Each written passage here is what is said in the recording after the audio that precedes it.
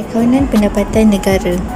Perekonomian pendapatan negara terbahagi kepada 3 kaedah pengiraan. Kaedah pertama adalah kaedah perbelanjaan, dan kedua adalah kaedah keluaran, dan ketiga adalah kaedah pendapatan.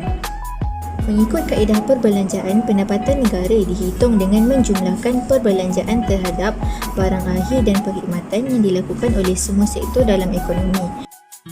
Kaedah pengiraan, kita juga boleh menggunakan kaedah peta, iaitu untuk mendapatkan KNB harga pasar dengan KNB kos faktor adalah sama, iaitu dengan KDNK perlu ditambahkan dengan PFBLN untuk mendapatkan KNK, manakala untuk mendapatkan KDNK semula perlu ditolakkan dengan PFBLN.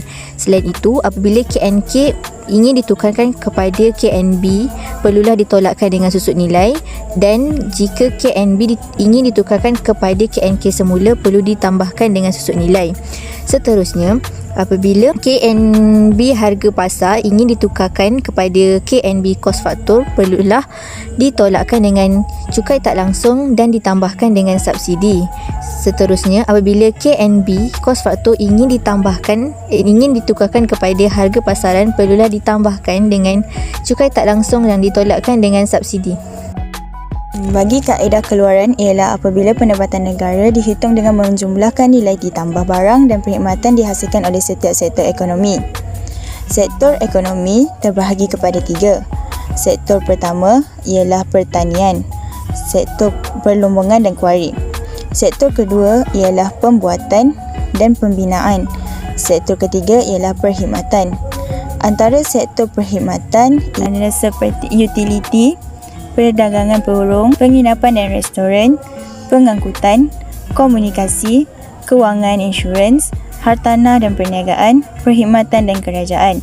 Semua sektor ini perlulah ditambahkan dengan cukai import untuk mendapatkan KDNK pada harga pasaran atau pembeli. Secara ringkasnya, sektor pertama perlulah ditambahkan dengan sektor kedua dan sektor ketiga, dan juga ia perlu ditambahkan dengan cukai import untuk mendapatkan KDNK harga pasaran atau pembeli. Kaedah yang ketiga adalah kaedah pendapatan. Kaedah ini dilakukan untuk memperoleh pendapatan negara, iaitu KNBKF. Bayaran faktur pengeluaran terdiri daripada 5, iaitu yang pertama adalah gaji dan upah. Gaji dan upah adalah bayaran faktur kepada buruh sebelum ditolak cukai pendapatan. Yang kedua adalah sewa, iaitu bayaran kepada pemilik tanah. Yang ketiga adalah bunga bersih, iaitu bayaran kepada pemilik modal yang menyumbangkan modal untuk kegiatan yang produktif.